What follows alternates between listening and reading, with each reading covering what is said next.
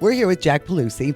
He is the Director of Operations here at Gorant Chocolatier in Boardman, Ohio. And thank you so much for the behind-the-scenes look at Brix Chocolate and how it's produced right here in Boardman. And the difference between the gourmet chocolates and the value chocolates. I mean, there is quite a difference, isn't there? Oh yeah, absolutely. It's the chocolate blend that basically the chocolatier requests from the refiners. Basically the mix of the cocoa liqueurs, the cocoa bean itself, the cocoa butter content, and also the sugar and milk that's added.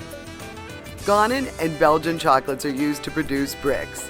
Ghanaian has a higher cocoa percentage and a more bitter profile, where the Belgian chocolate mellows the blend. Once mixed thoroughly, the chocolate is pumped into 8-ounce portions into molds. While we were there, they were pouring my favorite Brix, the extra dark. Once in the molds, they are placed on a vibrating table to remove air bubbles.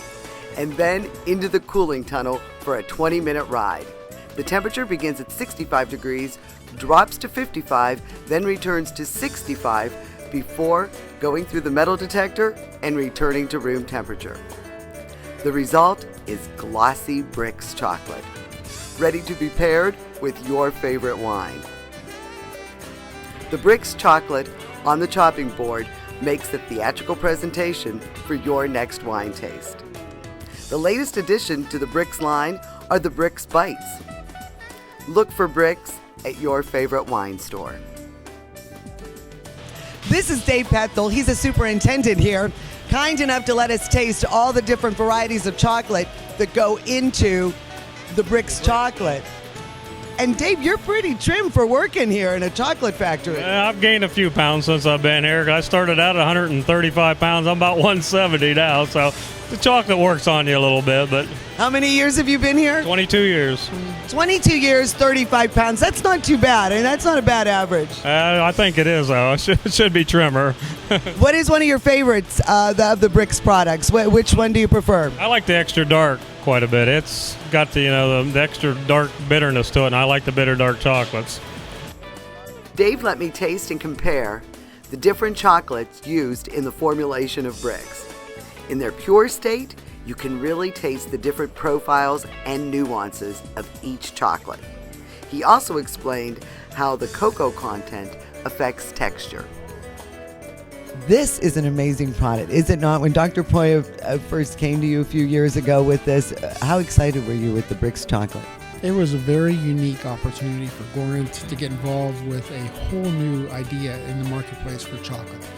Basically to try and develop a product which he already had the formulation for in the recipes, and basically bringing it to Gorant here in Boardman, Ohio for us to manufacture for him.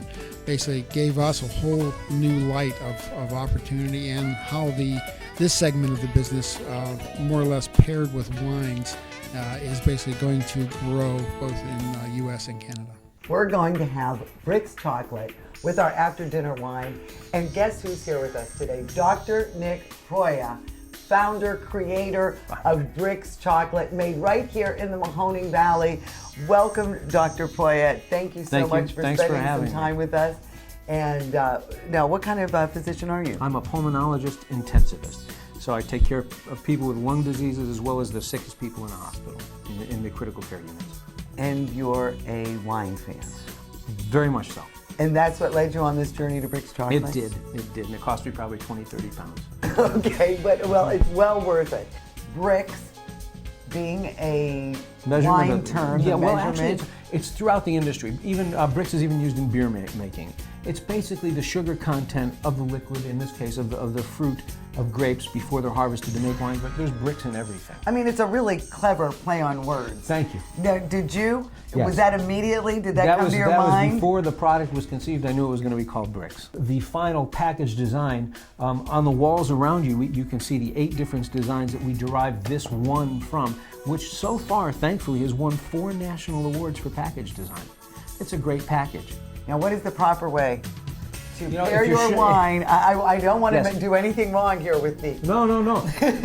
If you're showcasing the product, okay? Yes. If you're in my shoes and you're trying to convince somebody what a great product this is, okay, you do wine, chocolate, wine.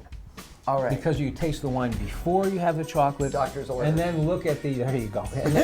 And then you see what the chocolate does to your mouth, and then come back to the wine and see whether it makes a difference. And I don't want to put words in your mouth, but see what you think. Also notice how that snaps in your mouth. It doesn't, when you bite it, it cracks. It doesn't, your teeth don't go through it and mush it. And that's a, a testimony to the quality of the product and the tempering process, which causes that to fracture like glass versus peel away as an inferior product would. Now, while I still have chocolate in the mouth, should I drink some more wine? Yes, you should. And here's where you have your epiphany. It does. It softens it. It softens it, but it doesn't fight with it at all. It blends nicely. You can still taste the spice in the Syrah, but it doesn't fight with the chocolate. The chocolate it's much more enjoyable. It really is. It's a product meant to take a backseat to a great bottle of wine.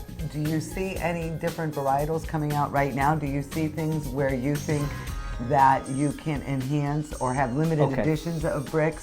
Where You will see. By next year at this time, there will be a 52% here. Now, the 52% is meant to work with champagne, and it's meant also to work with darker Pinots. But that's the gap in our line that we see. We go 40, 60, 70, 52 will slot in here. We just finished out the flavor profile. Dr. Proia, I cannot thank you enough for having Homeplate out here. You have come up with an ideal product. Thank you. I mean, in your spare time. In my spare time. You know, when you're not saving lives and you're helping people breathe, That's right. You are now helping people enjoy. I mean, what is better than chocolate, wine, the pairing, and really continued success? It's made here in the Mahoning Valley. Yes, you live here in the valley, and you have a product that is just going to have worldwide acceptance soon. I hope so. Well, we start production in York, England this month. Really, continued success. Thanks. And thank you so much for your hospitality. We've really enjoyed being out here. Thanks so much.